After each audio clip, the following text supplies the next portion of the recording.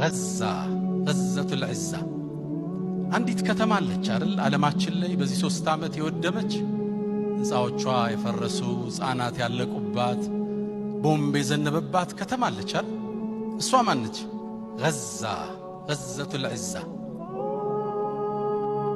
እቺ ከተማ ሙእሚን ሆኖ ሲያስብ ረፍት የለው የተፈጠረው ነገር ልብ ያደማል 55000 ሰው አልፏል አላህ ሸሂድ አድርጎ ይቀበላቸው ከ80,000 በላይ ቦምብ ዘንቦባቸዋል ልብ ይነካል አሁን ይሄን አይተው አላህ እንዴት ይቀይረው ይያለ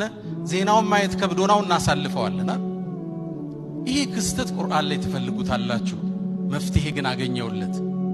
ልክ እንደዚሁ ፍልስጤም ላይ ስለወደመችው በጦርነት ከተማ አላህ አወሳ አው ከለዚ መረ على قريه ስለ አንድ ነብይ አወሳ በከተማይቱ ያለፈው ፈርሳያት أو كالذي مر على قرية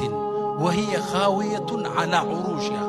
فقال بلوم ما لندنينا عندانت أن يحيي هذه الله بعد موتها إيشن كتما نديتنو قيتا هيوت لستات ميشلا